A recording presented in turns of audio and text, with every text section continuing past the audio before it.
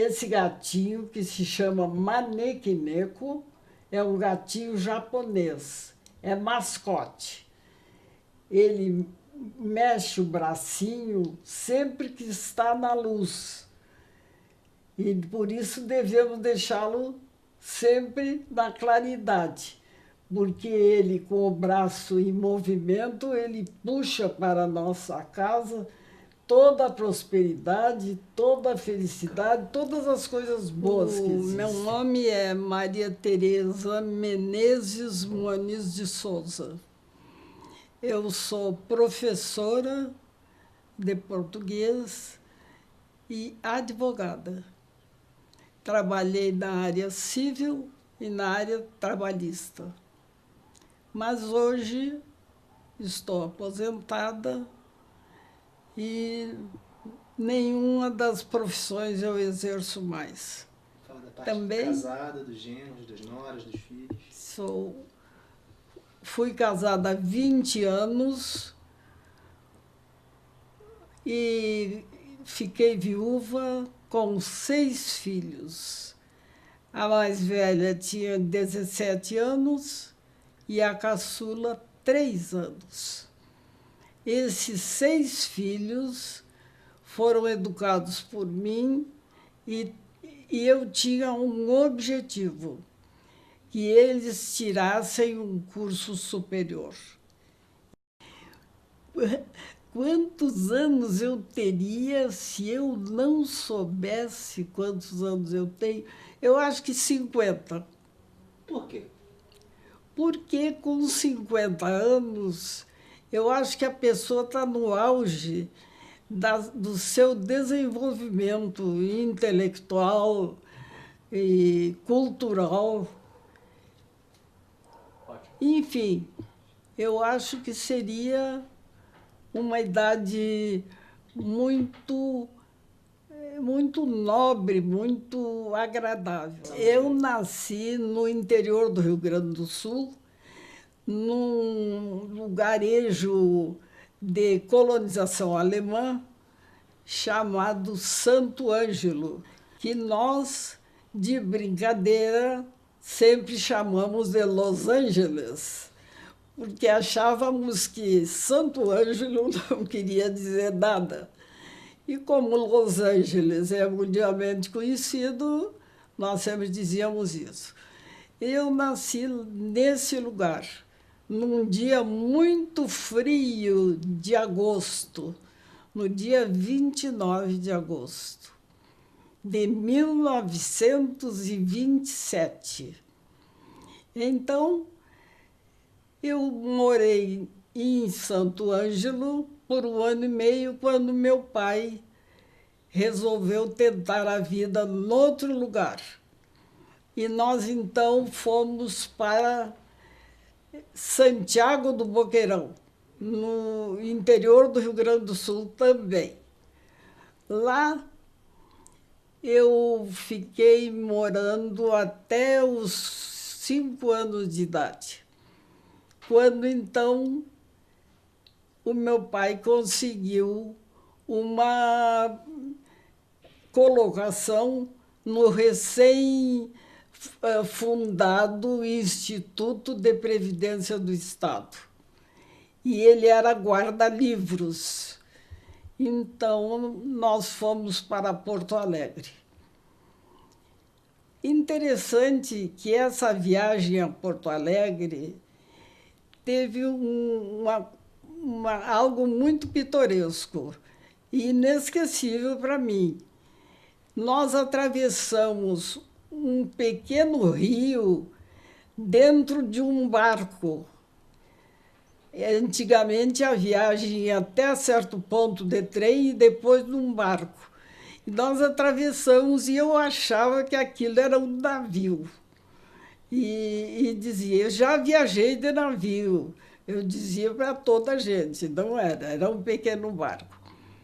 Em Porto Alegre, nós fomos para a escola pública e somos 3 irmãos. Eu sou a do meio.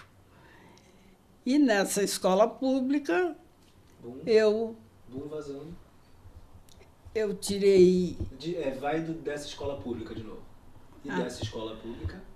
Em Porto Alegre, nós fomos para a escola pública, chamada Paula Soares. Na escola Paula Soares, eu tirei até o 6º ano, e o meu irmão, que era um ano mais velho, tirou até o 5º e fez exame para o Colégio Militar. Lá ele foi aprovado e entrou para a carreira militar. A vida foi andando. Com 17 anos, eu conheci um rapaz, estudante de medicina, e fui namorado desse rapaz durante 3 anos. Foi um namoro sério. E aí aconteceu o seguinte: quando ele se formou, no mesmo ano, o meu irmão mais velho estava terminando a Academia das Agulhas Negras. Então, os meus pais iam para que ele recebesse a espada. E aí eu não iria, não porque eu não quisesse, mas por motivos econômicos. O meu pai não poderia pagar a passagem de 3 pessoas de avião, que era muito caro. Então, ficou assentado que eu não iria. Até que, nas vésperas... Não, no princípio do mês de dezembro, eles viajariam no fim de dezembro. No princípio do mês de dezembro, o meu pai me perguntou: você prefere viajar conosco ou você prefere o anel de formatura?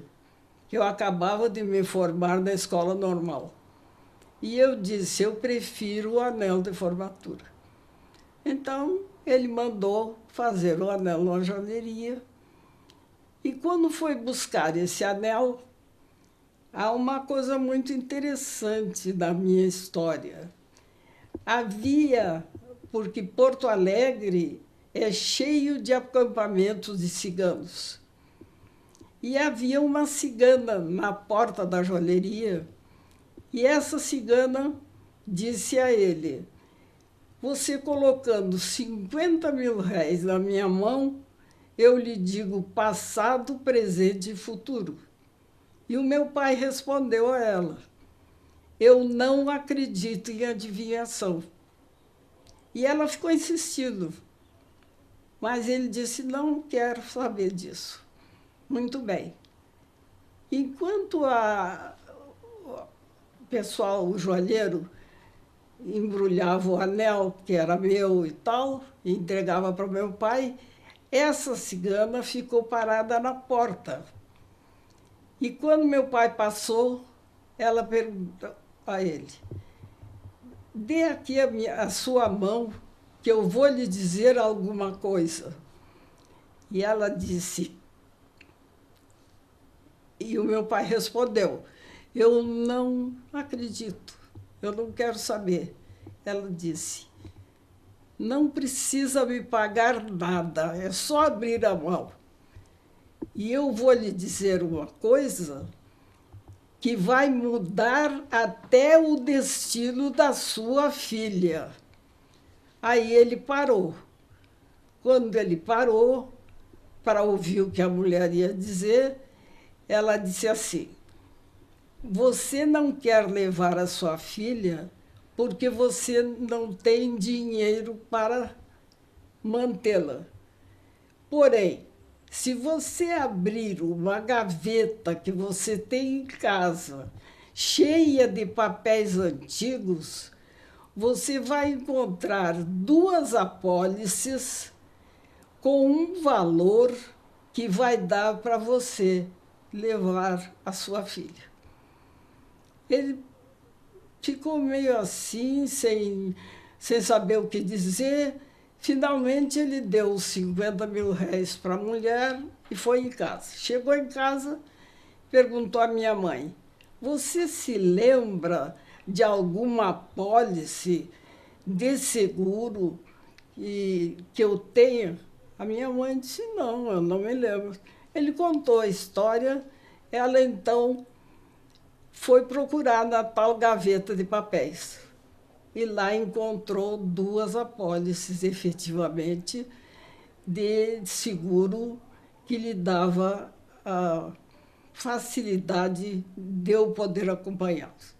Então, ele comprou as passagens e nós viemos para o Rio de Janeiro. Quando fomos à festa de formatura, o meu irmão apresenta um amigo e diz: este é o Aldo Muniz de Souza, é o colega na casa de quem eu fico quando tenho folga, porque as Agulhas Negras, a academia, fica na cidade de Resende. Então, de Resende ao Rio de Janeiro, ele ficava na casa desse amigo. Ele apresentou o rapaz, mas eu não achei que aquilo tivesse nenhuma importância para mim. Acontece que foi com esse rapaz que eu vinha me casar. Ele procurou-nos, e a família também, e finalmente ele me contou o seguinte: em 1945, ele recebeu uma revista Seleções, revista essa que até hoje eu leio, claro, mês a mês. E essa revista Seleções de 1945 contava uma história. E a história era do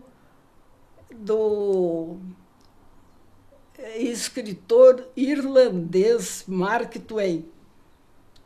E o título era Ele se apaixonou por um retrato. Ocorre que eu mandei o meu retrato de formatura para o meu irmão. E ele colou esse retrato na parte de dentro do armário. E o Aldo, que era colega dele, diz que seguidamente pedia assim: posso abrir o teu armário para pegar um livro? Dava uma desculpa. E aí era para olhar o retrato. Segundo ele, era para olhar o retrato. Aí aconteceu o seguinte: ele um dia chegou para o meu irmão e disse: escute, aquela foto que você tem colada na parte de dentro do armário é de namorada sua? Ele disse: não, é a minha irmã. Ele disse: ah, é sua irmã. E ela tem compromisso? Ele disse: tem. Ele disse: ah, que pena, porque eu vou me casar com ela. E o meu irmão disse: mas ela tem um compromisso sério, ela não vai desmanchar para casar com você. Ele disse: vai, ela vai casar comigo. Muito bem. Aí, encurtando a história, no segundo dia em que nós nos falamos, ele me pediu em casamento. E eu respondi: não posso, porque sou comprometida. E ele respondeu: por favor, quando eu fizer uma pergunta, responda a minha pergunta. Eu disse: bom, então eu não sei o que vai acontecer. Ele disse: eu vou casar com você. Ele tinha 22 anos e eu tinha 20. Muito bem. Ele foi, então, servir, não em Porto Alegre, mas numa cidade próxima chamada São Leopoldo. Lá ele era subcomandante de uma companhia de transmissões e edificações. E aí nós casamos, ele me mostrou o tal artigo da revista de 1945 e nós continuamos com a vida de militar, de um lado para outro e tal. Quando eu cheguei em Porto Alegre, que eu fui dizer para o médico que eu não ia continuar com ele, foi realmente muito difícil, porque ele não aceitou de jeito nenhum. E disse, mas como? Isso é impressão sua, não é possível. Enfim, ele era uma pessoa muito correta, muito distinta, muito inteligente, mas, na verdade, eu estava encantada com o Aldo. A verdade foi essa. E agora você vai me perguntar, e por que você ficou encantada com o Aldo? E eu vou responder, pela sua espontaneidade. Coisa que o outro não era. O outro se segurava como todos os bons gaúchos se seguram e não dizem do seu sentimento. E isso é perigoso. Foi verdadeiro. Pois é, porque isso se torna perigoso, porque de repente vem um assim espontâneo e fala, e a gente diz, o que é isso? Eu estou perdendo tempo, o que eu estou fazendo? E, graças a Deus, fui muito feliz, até que, com o regime militar, ele veio a falecer. Já então engenheiro do IME, engenheiro eletricista, reformado, já estava na reforma, era coronel, e ele tinha ele era respeitadíssimo como engenheiro eletricista. E aí ele foi fazer um trabalho no Rio Grande do Sul, na cidade de Rio Grande. E lá ele levou uma descarga elétrica de 14 mil volts e faleceu imediatamente. Essa história é a história oficial. Mas há outros meandros que são indiscutíveis e, ao mesmo tempo, que não se pode falar. Porque ficou como acidente de trabalho. E, na realidade, a impressão que dá é que foi uma sabotagem. Mas foi o grande amor da sua vida. Foi, ele foi. Ele foi o grande amor da minha vida. Isso é o que importa, né? Isso é o que importa mesmo. Vamos dar só uma guiada aqui, porque são muitas. Sim. Tá? E a gente tem 20 minutos. Vamos dar um corte, Carlos. Corte. Corta. Áudio rodando. Só um minutinho, deixa eu dar uma ação. Continuação, Maria Tereza, take 2. Ação. Bom,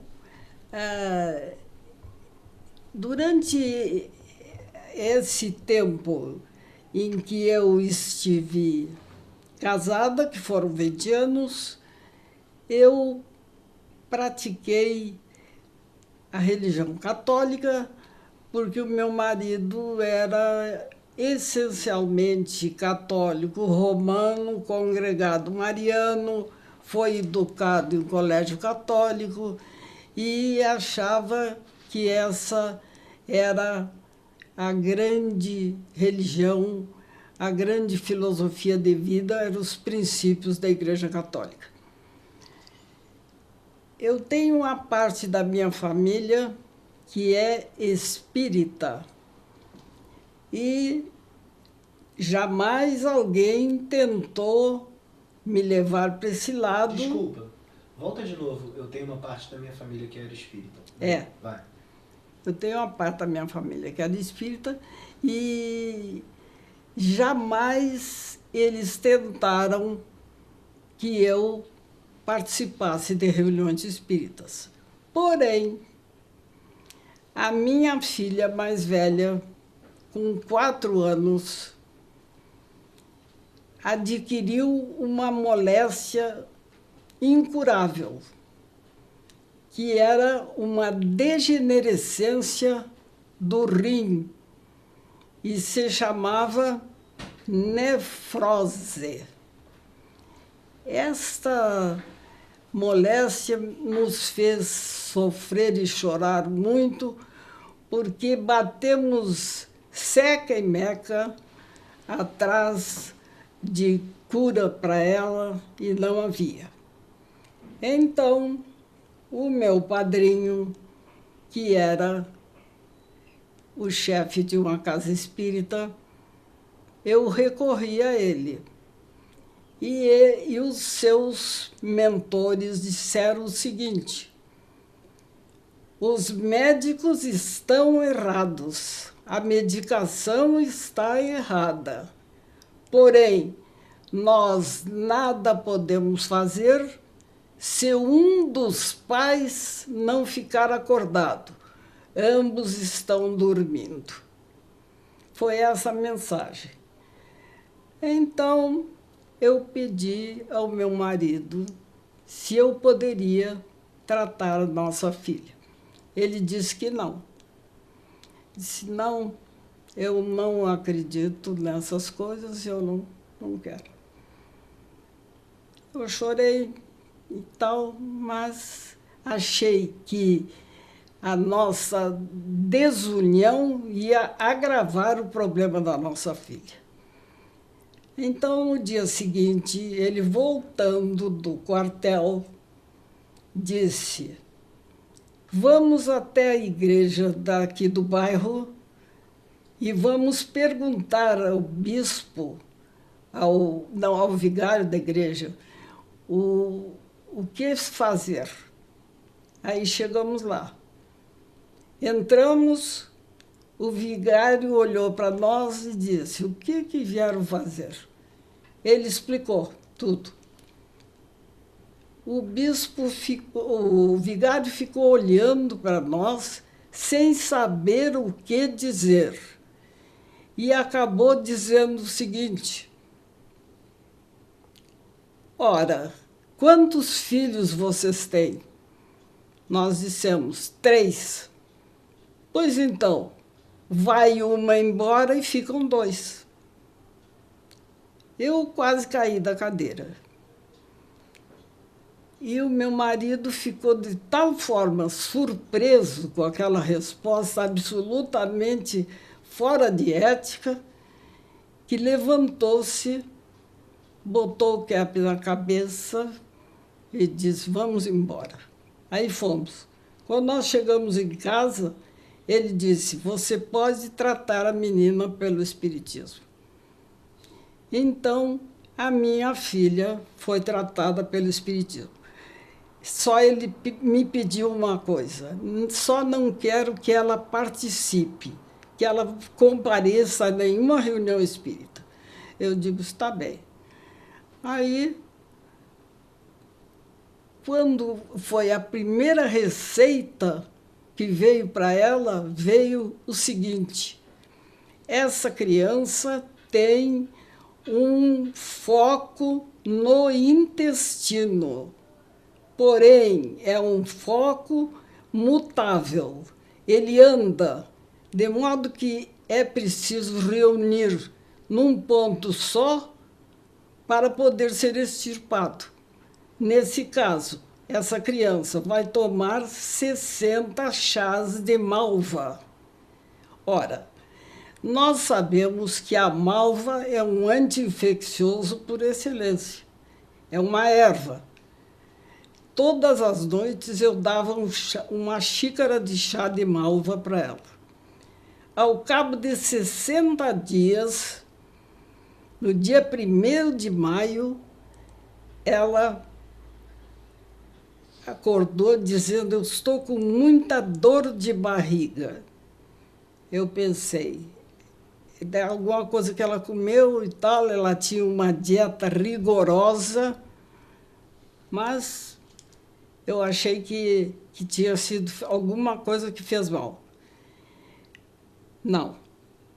Passou-se, eram 4 horas da manhã, às 4 horas da tarde nós chamamos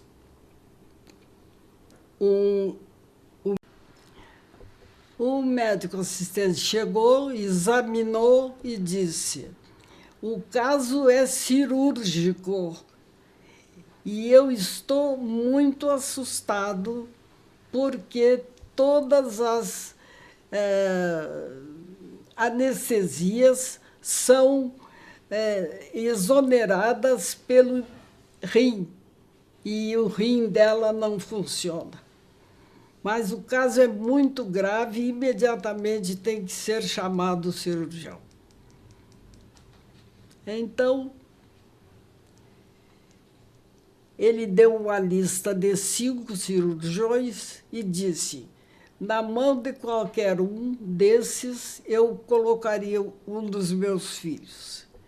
Nós escolhemos um por sorte, ou por ajuda de Deus. Por ajuda de Deus, sem dúvida alguma, porque era o único médico que fazia cirurgia eliminando a anestesia pelos pulmões, pela respiração, e não pela urina, e não pelos rins. Então, a minha filha, ela estava deformada porque inchada a barriga, os pés, as pernas. E no dia seguinte à operação, ela estava magrinha, magrinha, desinchou completamente. Foi uma apendicite aguda que ela teve. E tirado o apêndice, ela ficou boa e ficou boa para sempre. Bem, aí eu tinha me afastado da igreja completamente. Mas eu acho que gente precisa de igreja, de fé. Eu acho que precisa por uma razão muito simples. Quando você vai à igreja, pode haver muita gente mal intencionada, claro que pode.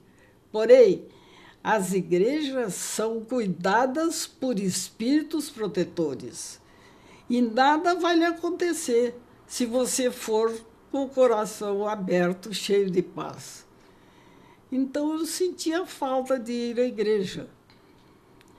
Mas, como a minha filha foi curada através de outros meios não ortodoxos, eu resolvi, um dia, eu vou à igreja, vou ver com quem que eu posso falar. E fui. E fui à igreja mais pobre de Porto Alegre, que era a igreja de um orfanato. Lá, chegado, não havia ninguém na igreja. Daí a pouco o padre entrou, me viu e perguntou se eu estava ali para confessar. Eu disse que sim. Aí ele perguntou: então, por favor, fale, minha filha. Eu contei exatamente isso que eu contei agora. Que eu tinha tratado a minha filha por espiritismo e que ela tinha ficado boa. Aí ele fez a seguinte pergunta: e você acha que ela ficou boa por espiritismo ou por glória de Deus? Pela glória de Deus, sem dúvida nenhuma. Porque Deus quis que ela ficasse boa. Aí ele disse assim, então não se afaste da religião por isso. Volte à sua igreja. E aí eu resolvi voltar. Resolvi voltar e hoje eu lhe digo com pureza d'alma, eu agradeço ao vigário que naquele momento nos pôs para correr da igreja. Porque se ele não tivesse sido tão indelicado, o meu marido não teria jamais concordado no outro tipo de tratamento. Bem, mas voltando ao padre que me disse que eu deveria voltar, eu lendo o jornal, que eu assinava o jornal, estava notícias religiosas. Aí eu fui ler. Então, qual a minha surpresa? Aquele padre que eu me fui confessar e que disse que eu não tinha feito pecado nenhum, era nem mais, nem menos do que confessor apostólico do Papa. E estava no Rio Grande do Sul porque estava fazendo uma viagem pela América Latina.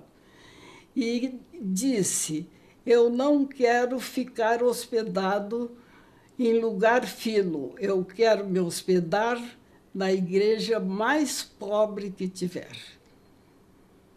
E foi esse padre que me deu essa liberdade de fazer o que eu achava. Bem, quando meu marido faleceu, eu fiquei um pouco afastada da Igreja Católica e então uma amiga me perguntou se eu conhecia a filosofia religiosa chamada Seichonoye. Eu disse que não, nunca tinha ouvido falar. Ela disse, é japonesa. E significa ver e ouvir Deus. Eu disse, bom, eu vou lá. Aí fui. Isso era 1973. Quando eu cheguei lá, a primeira frase que eles leram num livro, num pequeno livro, dizia o seguinte, reconcilia-te com todas as coisas do céu e da terra. Quando te reconciliares com todas as coisas do céu e da terra, aí então me revelarei. E eu fiquei muito impressionada com essa palavra, reconciliação. E aí resolvi voltar. Então, o pastor, não era pastor, chama-se professor. O professor que estava dando a primeira palestra disse assim, quem é que tem uma voz bonita e é capaz de ler sem microfone?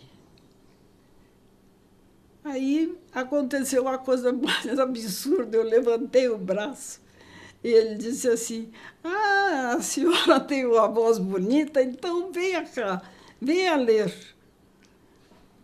E eu fui. E ali eu fiquei durante 20 anos, de 1973 a 1993, indo a todas as reuniões, quartas e quintas-feiras, e fazendo palestra em todo o Rio de Janeiro. Aí, o que ocorreu? Ocorreu que eu perdi uma filha num acidente muito grave e ela tinha 3 filhos e as crianças ficaram comigo. uma de 9 anos, um de 8 e um de 6. E aí eu não pude mais cumprir os meus... Compromissos. Exatamente. Religiosos. Então, o que aconteceu? Eu acho que não foi o fato da morte da minha filha, foi o fato de eu, de repente, sofrer um golpe tão doloroso, Tá. Pode tão deixar. doloroso, que, na verdade, eu fiquei vazia por dentro, sem nada, sem fé, sem coisa nenhuma. Hoje em dia, eu não pratico religião nenhuma. Entretanto, o mestre Dr. Masaharu Taniguchi, que é o fundador dessa filosofia religiosa, e eu o conheci pessoalmente, porque eu fui ao Japão numa caravana, e eu o conheci pessoalmente. E ele dizia: quem fica imbuído dessas verdades da Seicho no Ie, na realidade, mesmo que não frequente, não deixa de ser Seicho no Ie. Porque a gente fica cheio dessas verdades. É interessantíssimo. Na verdade, eu faço as minhas orações, orações de cura, vários tipos de oração. E todos eles com a base da Seicho no Ie. Bom, essa parte é a parte religiosa Ok. da minha vida. E, sinceramente, eu agora... A minha vida se resume apenas em viver com alegria, com satisfação, mas já com uma idade muito avantajada, 89 anos, não sei o que Deus espera de mim. O que Ele esperar, o que Ele quiser fazer, eu estou pronta.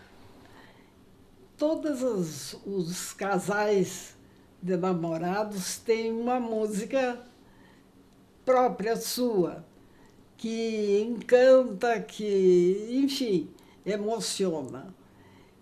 É muito engraçado o que aconteceu comigo e com o Aldo. A nossa música era um samba. É com esse que eu vou. E até hoje, quando eu ouço esse samba, eu me vem 1000 recordações.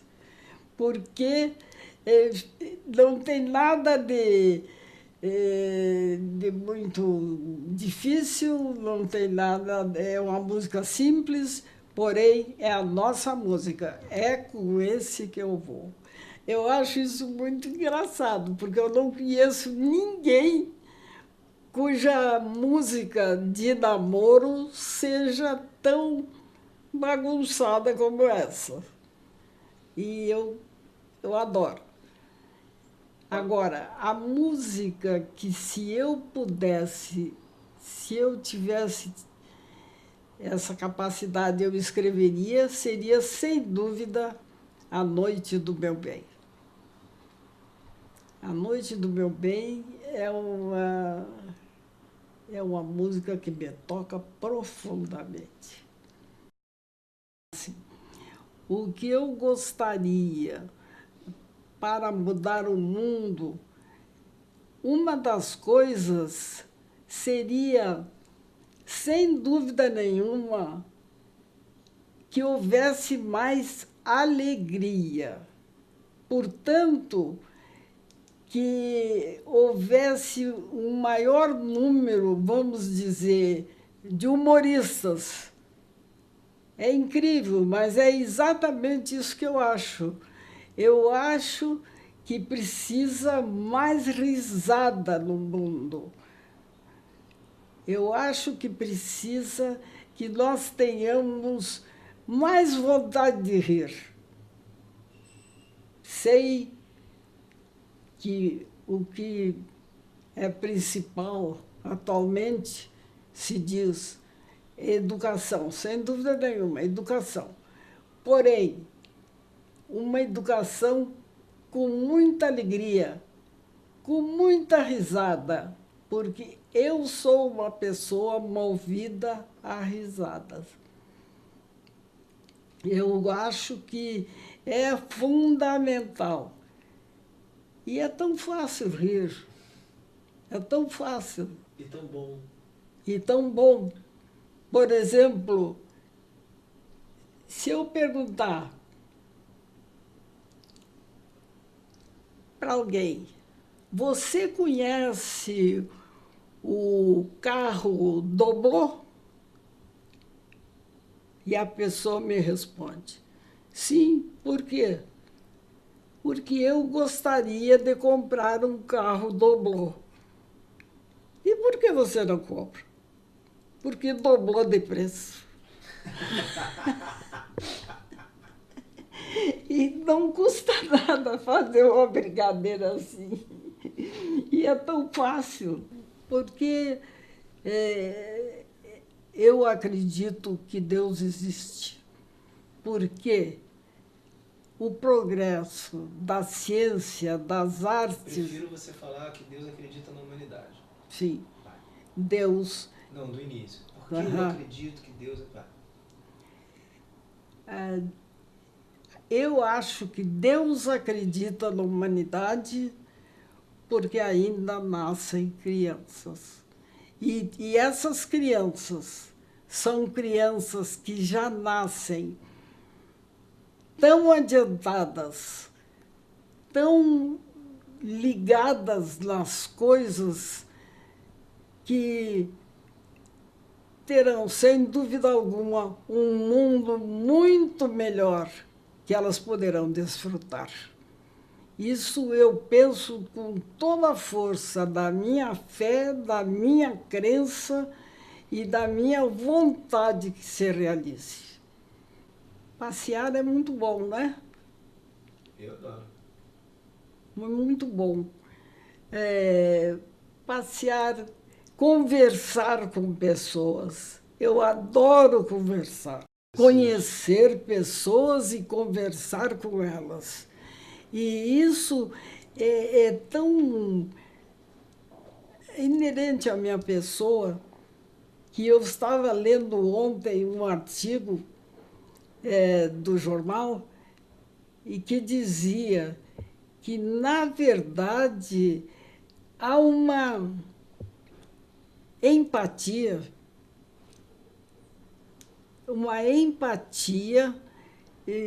espontânea, e que nós, quando vemos, estamos gostando de alguém pela primeira vez.